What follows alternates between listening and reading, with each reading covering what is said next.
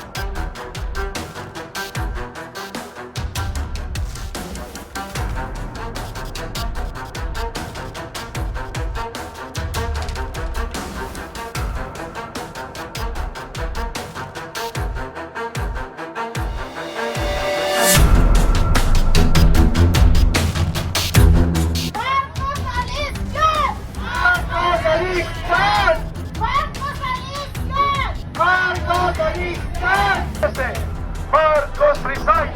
Alistuhin! Ikulong!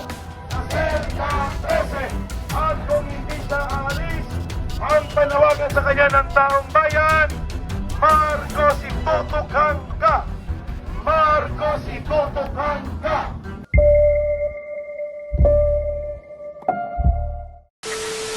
Tayo'y nagkakaisa sa matinding krisis na hinaharap ng ating bansa. Morally, politically, economically. Agree? Pangalawa, kailangan sagipin ang inang bayan. Save the Philippines. Agree? Pangatlo, kailangan ng paalisin si Bongbong Marcos. Agree? Pang-apat, kailangan constitutional succession. Maupo si Pipi Inday Sara. Agree?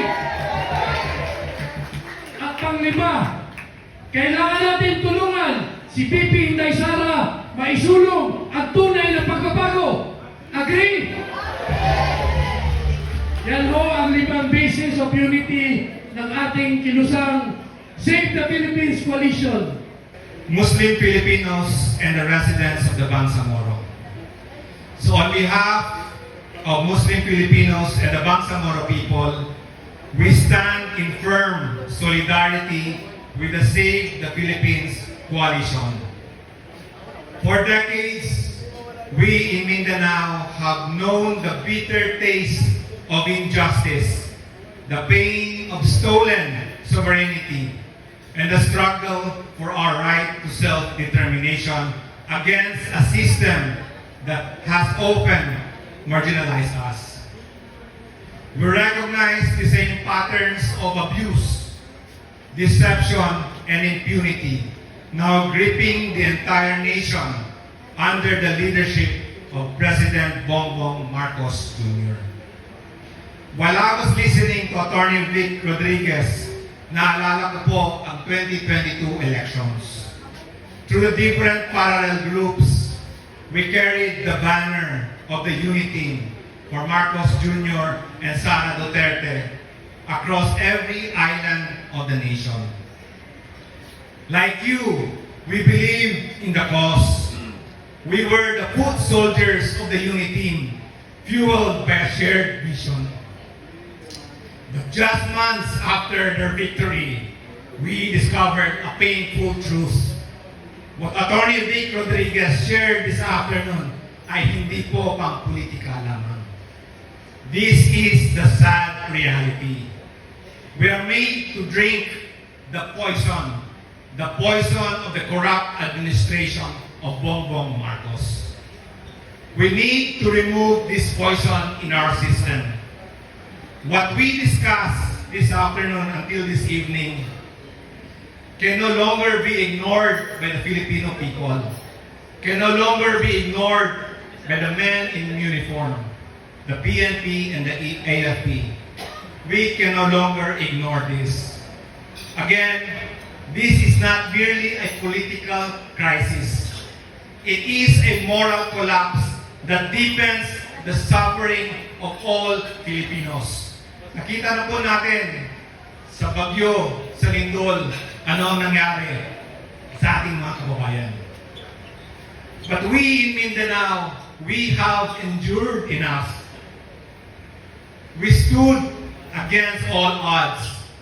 Our struggle for justice and self-determination has taught us that silence in the face of tyranny is not an option.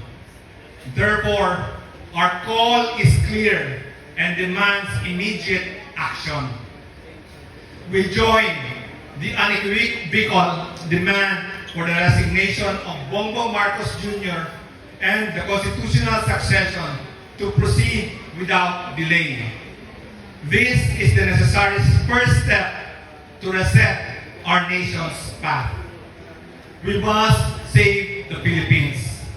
We must bravely stand together, learn from our shared histories as Filipinos, as Bangsamoro.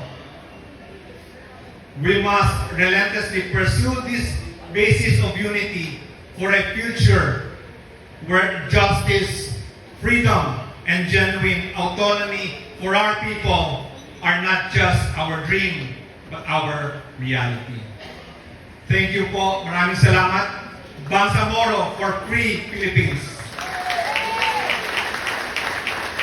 Billion of dollars ang remittances ng mga OFW. Billion din ang ninakaw sa atin. Oh, sige na, abot ka pa. Ang OFW, iniwan ang pamilya Sa may parking dyan, merong space. para magkaroon ng mabuting kinabukasan ang kanilang mga anak.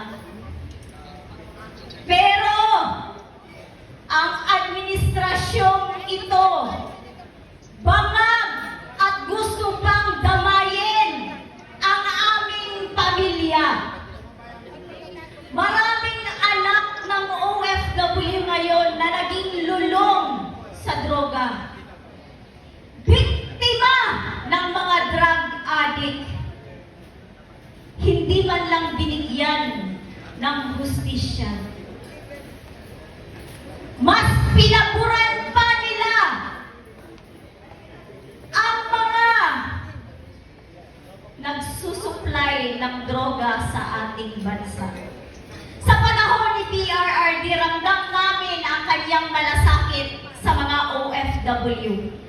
Nilinis niya ang Pilipinas para maging ligtas ang pamilya ng mga OFW. Dahil ayaw niya na maging adik ang mga anak ng OFW. Ayaw niya na mabiktima ng isang adik ang pamilya niya dito sa Pilipinas. Nakakadismaya po ang nangyayaring korupsyon ngayon. Kung noon, nirerespeto tayo ng ibang bansa dahil sa kasipagan natin, ngayon po, binabansagan tayo ng flood control. Hiyang-hiya po ang ating mga kababayang OFW. Noon, tinatawag nila tayo ng mga kabayan. Ngayon, ang tinatawag sa atin, flood control. Alam na alam nila ang korupsyon sa atin dito sa Pilipinas. Kaya po, nananawagan kami, President Bongbong Marcos, kung isa mo kayong bangag, huwag niyo po kaming damayin. Maawa kayo ang mga OFW. Bumaba po kayo sa pwesto dahil hindi po kayo karapat-dapat